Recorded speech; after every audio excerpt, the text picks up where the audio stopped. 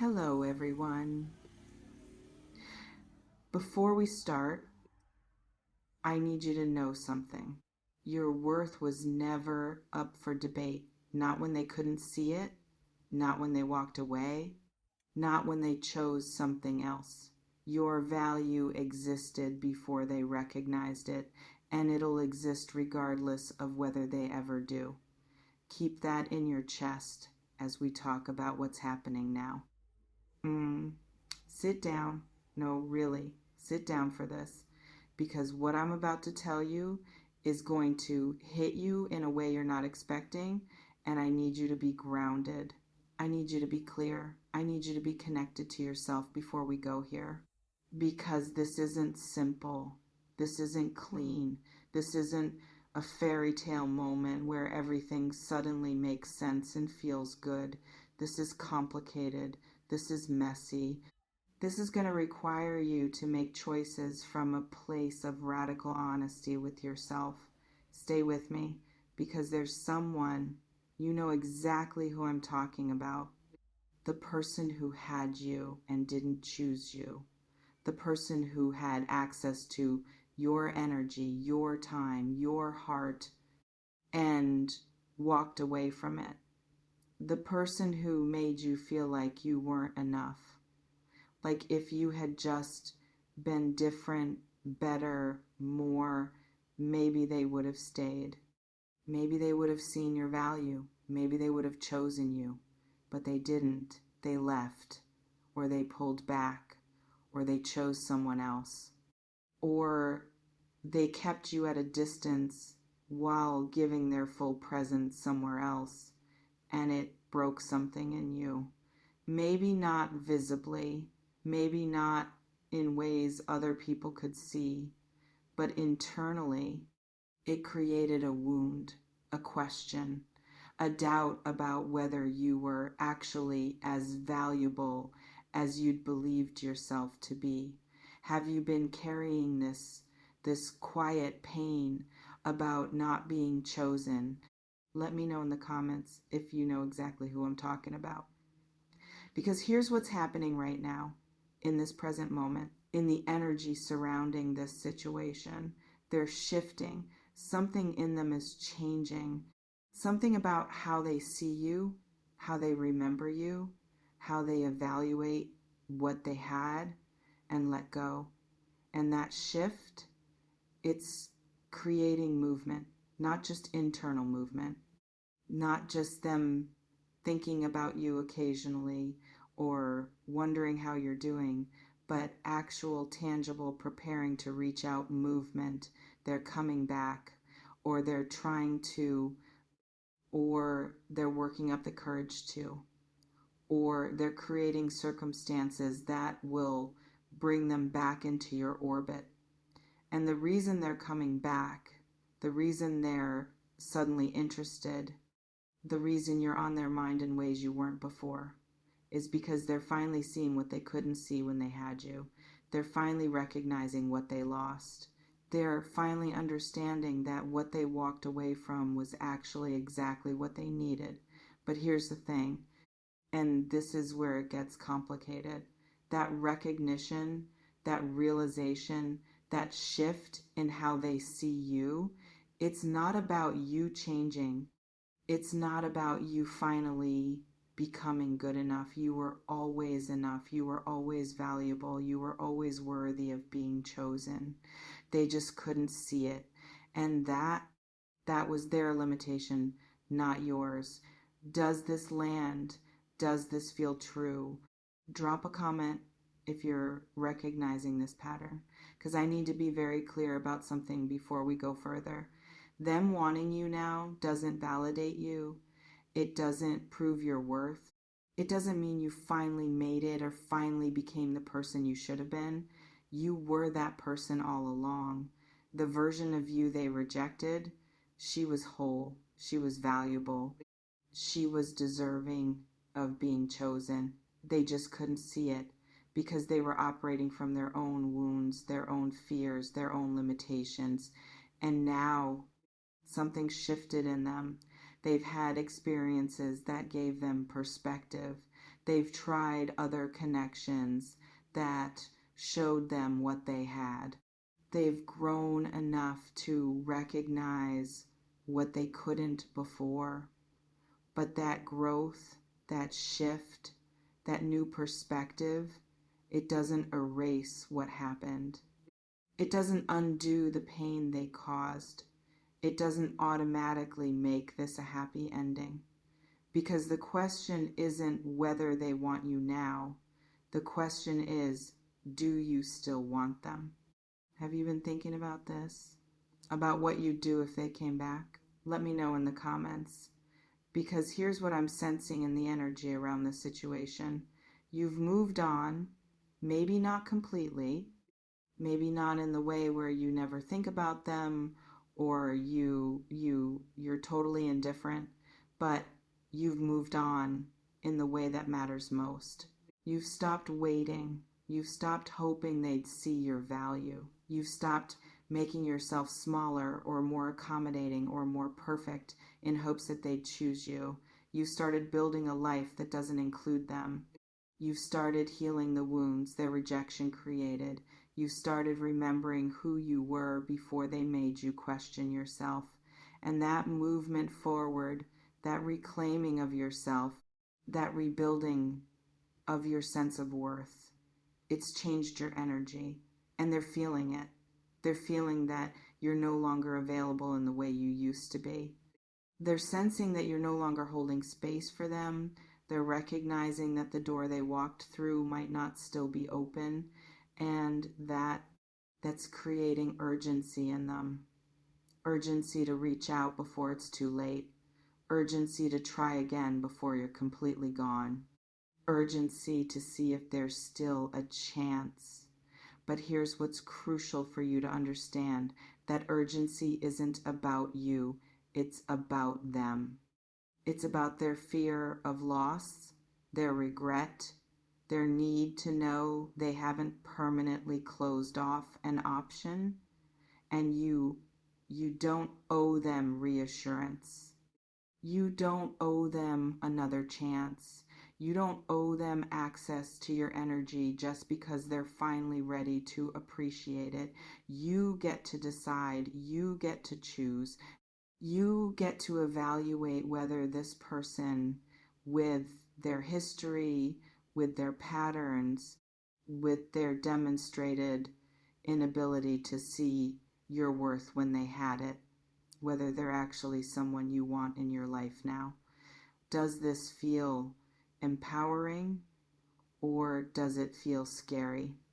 Comment below and let me know, because I want to talk about what's probably happening inside you as you sense this coming. There's a part of you that feels vindicated, that feels validated, that wants to say, see, I told you I was worth it. I told you you'd regret walking away. And that part, it's understandable. It's human. It's the wounded part of you that needed this recognition to feel whole again. But there's another part of you, a quieter part, a wiser part, the part that knows that needing their validation to feel valuable, that's still giving them power they don't deserve, the part that recognizes that whether they want you now or not, your worth exists independently of their perception. The part that understands that real love, real partnership, real connection, it doesn't require someone to lose you first before they can appreciate you. And that part, it's asking you to pause, to think, to really evaluate what you want instead of just reacting to what's being offered. Because here's what I keep sensing. When they reach out, when they express interest, when they try to re-enter your life, they're going to say a lot of the right things. They're going to acknowledge what they missed. They're going to explain what they've learned. They're going to paint a picture of how different it could be now. And it's going to be tempting to believe them, to hope that maybe they've really changed, to imagine that maybe this time it could actually work. But words are easy, explanations are easy, promises are easy. What's hard is consistent action over time. What's hard is showing up when it's not convenient. What's hard is choosing you not just when they're scared of losing you, but when they're comfortable, when they have other options, when choosing you requires actual sacrifice. And that's what you need to watch for. Not what they say when they come back, but what they do after. Because here's the pattern I keep seeing with situations like this. Someone doesn't choose you, you hurt, you heal, you move forward, then they come back, and because you've done work on yourself, because you've grown, because you're in a different place, you're tempted to give them another chance. And sometimes that works out. Sometimes people really do grow. Sometimes the timing really was just off before. But more often, what happens is they come back, they get comfortable again, and they fall back into the same patterns that made them unable to choose you the first time. Because real change is slow, real transformation takes time. Real growth doesn't happen just because someone had a realization or felt regret.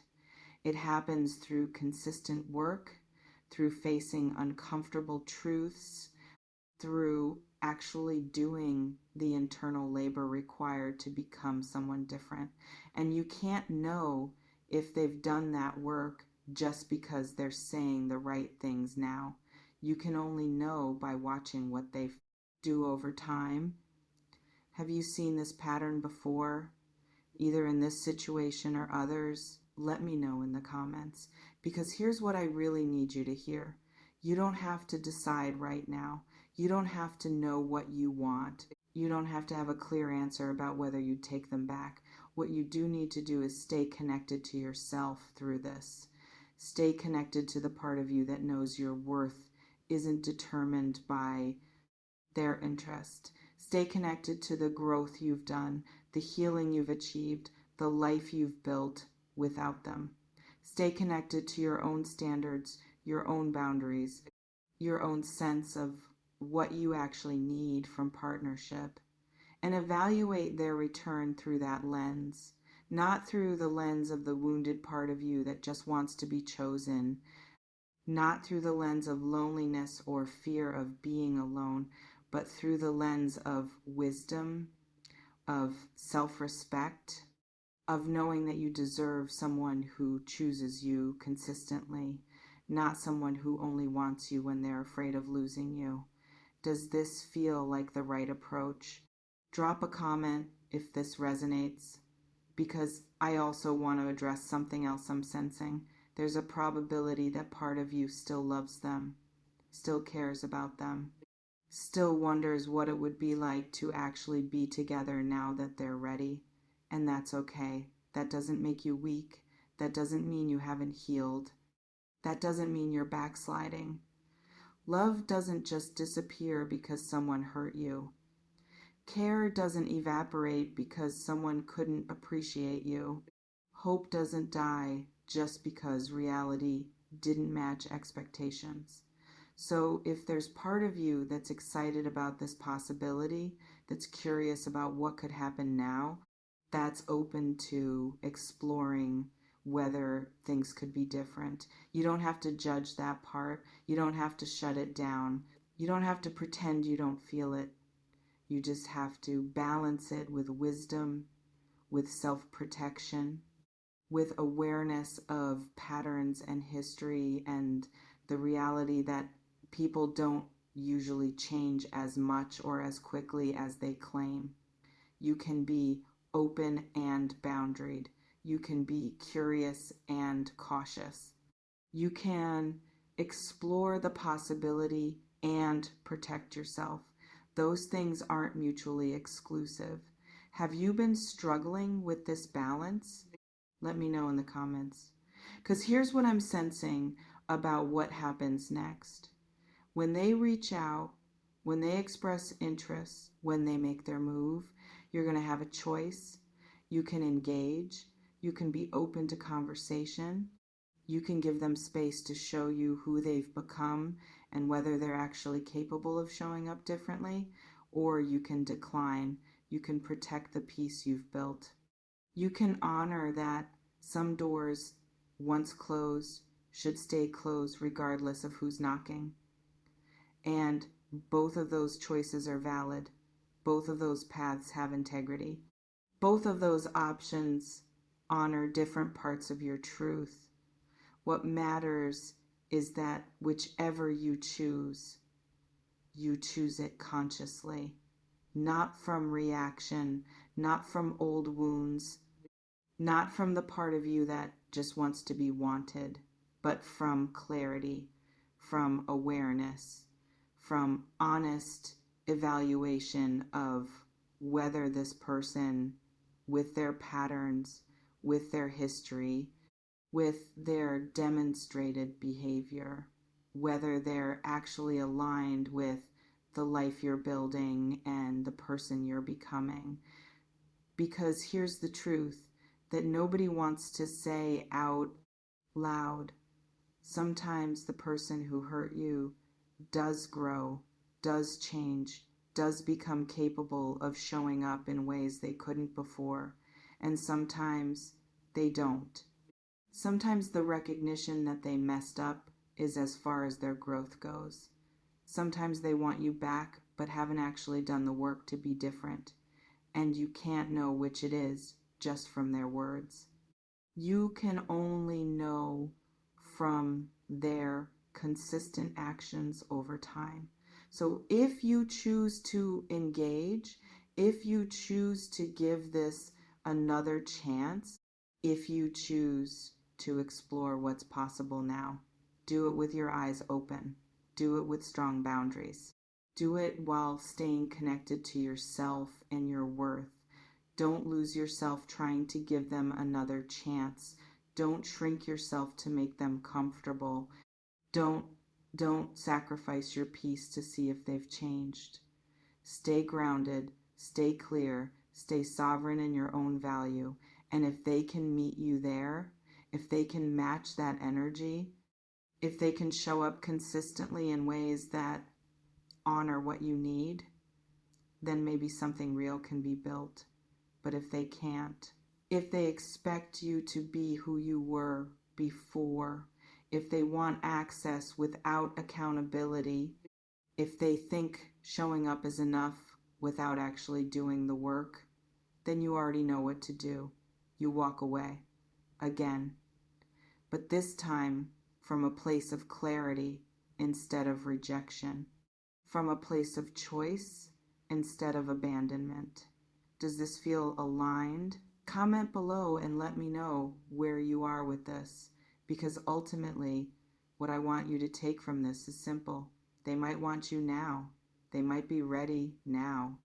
They might see your value now, but that doesn't obligate you to anything. You don't owe them forgiveness. You don't owe them another chance. You don't owe them your energy just because they've finally woken up to what they had. You only owe yourself honesty about what you actually want, about whether this person is actually capable of being who you need, about whether reopening this door serves your highest good or just your wounded heart. And whatever answer you arrive at, trust it. Trust yourself. Trust your growth. Trust that you know what's right for you better than anyone else, because you do. You always have. I don't sell futures. I build architects. No predictions, just the raw truth for the tough ones. Stay magic. Stay in the now.